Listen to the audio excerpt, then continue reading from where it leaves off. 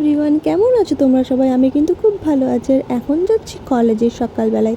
আমাকে কিন্তু কাকাই স্টেশনে ছেড়ে দিল। এরপরে দেখছো ট্রেন চলে এসেছে। আমি কিন্তু একা যাচ্ছি না, আমার সাথে কিন্তু আরও আমার বান্ধবীরা আছে, সেটা জানো। কারণ আমি একা একা ট্রেনে যাই না, একা একা গেলেও আমি অটোতে চলে যাই।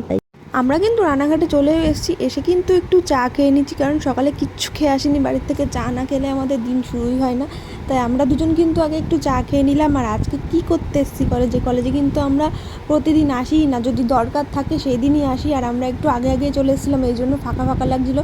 আর আজকে কিন্তু আছে আমাদের একটা পরীক্ষা, ইন্টারনাল পরীক্ষা, তাই জন্য কিন্তু এসেছি। দেখছো যখন এসেছি তখন একদম ফাঁকা ছিল, আর এখন দেখছো সব কত ভিড়। আমি তো পুরো ভিডিওটা নিতেও পারিনি, একটু একটু নিয়েছি। দেখছো এখন আমাদের ইন্টারনাল এক্সাম শেষ হয়ে গেছে, আমরা কিন্তু এখন বাড়ি যাচ্ছি।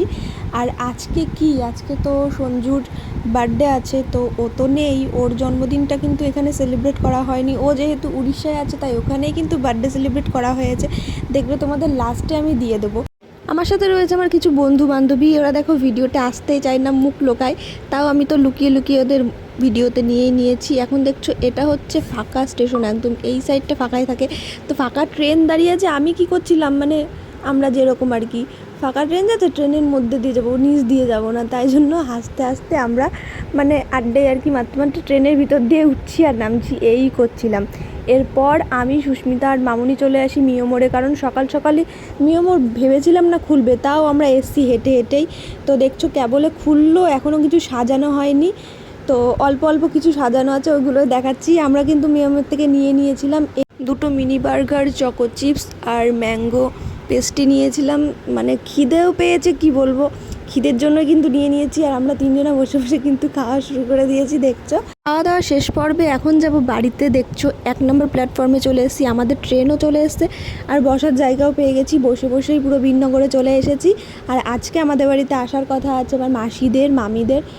আমরা কিন্তু সবাই চলে এসেছি বিননগরে। আর বিননগরে এসে এই ভিডিওটা আমার কাছে অজান্তিতেই হয়ে গেছে, কারণ আমি বুঝতে পারিনি এই ভিডিওটা এখন দেখছি হয়েছে, তাই ওটাও দিয়ে দিয়েছি।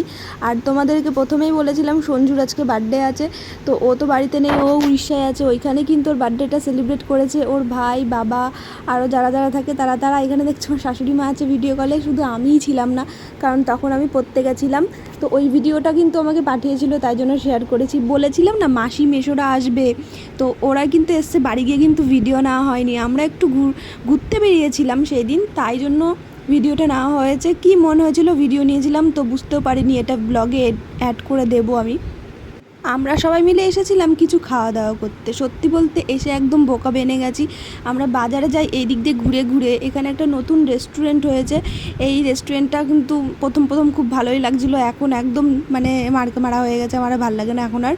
তো আমার মামা গেছিলো তারাপীঠ থেকে আসার সময় আমরা এখানে দাঁড়িয়েছিলাম। দেখছো ট্রেন গেছে, এই গেটে কিন্তু মামা গাড়ি নিয়ে দাঁড়িয়েছিল। হট করেই দেখা হয়ে যায়, আমরা একদম কোনো প্ল্যান ছিল না দেখা হবে, হট করে দেখা হয়ে যায়। এরপরে কিন্তু বাজারে আসি, বাজারে এসে দেখছো পুরো ফাঁকা, তখনও আমরা জানি না যে বাজার বন্ধ। এরপর আমরা আমাদের দোকানে গিয়ে বাড়ি চলে যাই। ভিডিওটা এখানে শেষ করছি, ভালো লাগে থাকলে লাইক, কমেন্ট, শেয়ার, সাবস্ক্রাইব করে দেবে। বাই।